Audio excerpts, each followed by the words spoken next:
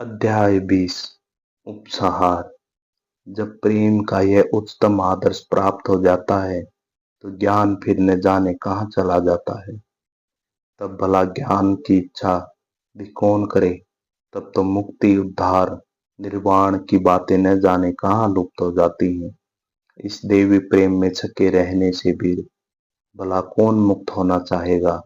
प्रभो, मुझे धन, जन, सौंदर्य, विद्या, यहाँ तक कि मुक्ति भी नहीं चाहिए। बस इतनी ही साध है कि जन्म जन्म में मैं तुम्हारे प्रति मेरी अहेतुकी भक्ति बनी रहे। भक्त कहता है, मैं शक्कर हो जाना चाहता हूँ, नहीं चाहता, मुझे तो शक्कर खाना अच्छा लगता है। तब भला कौन मुक्त हो जाने की इच्छा करेगा। कौन भगवान के साथ एक हो जाने की कामना करेगा। भक्त कहता है, मैं जानता हूँ कि वे और मैं दोनों एक हैं, तो भी मैं उनसे अपने को अलग रखकर उन प्रियतम का संभोग करूंगा। प्रेम के लिए प्रेम, यही भक्त का सर्वोच्च सुख है। प्रेम प्रियतम का संभोग करने के लिए कौन न हजार बार भी बद्ध होने को तैयार रहेगा।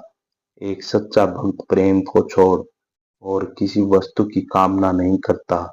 वह स्वयं प्रेम करना चाहता है और चाहता है कि भगवान भी उससे प्रेम करे। उसका निष्काम प्रेम नदी की उल्टी दिशा में जाने वाले प्रवाह के समान है। वह मानो नदी के उद्गम स्थान की ओर प्रवाह की विपरीत दिशा में जाता है।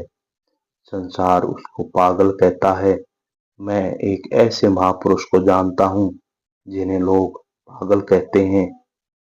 इस पर इनका उत्तर था, भाइयों, सारा संसार ही तो एक पागल खाना है।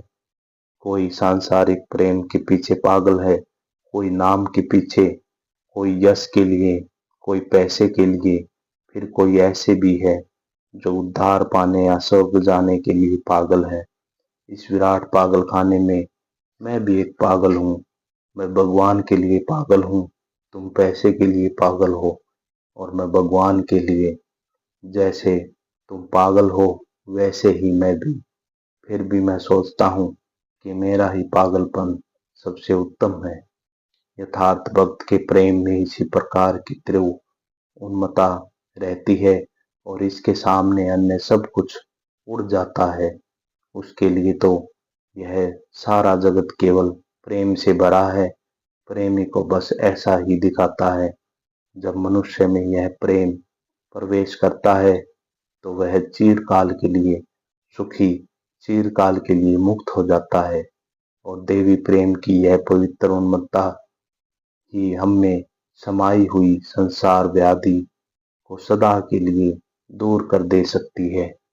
उससे वासनाएं नष्ट हो जाती हैं और वासनाओं के साथ ही स्वार्थपरता का भी नाश हो जाता है। तब भक्त भगवान के समीप चला जाता है, क्योंकि उसने उन सब असार वासनाओं को फेंक दिया है जिनसे वह पहले भरा हुआ था।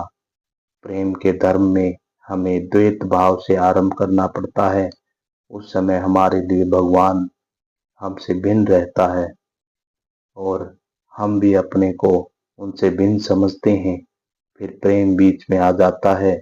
तब मनुष्य भगवान की ओर अग्रसर होने लगता है और भगवान कर्मश मनुष्य के अधिकाधिक निकट आने लगते हैं। मनुष्य संसार के सारे संबंध, जैसे माता, पिता, पुत्र, सखा, स्वामी, प्रेमी आदि भाव लेता है और अपने प्रेम के आदर्श भगवान के प्रति उन सबको आरोपित करता जाता है। उसके लिए भगवान इन सभी रूपों में विराजमान है और उसकी उन्नति की चरम अवस्था तो वह है जिसमें वह अपने उपास्य देवता के संपूर्ण रूप से निमग्न हो जाता है। हम सबका पहले अपने तय प्रेम रहता है और इस शुद्र अहम भाव को असंगत दावा प्रेम को भी स्वार्थ पर बना देता है। परंतु अंत में ज्ञान ज्योति का भरपूर प्रकाश आता है जिसमें यह एक शुद्र अहम उस अनंत के साथ ही एक सा हुआ दिख पड़ता है।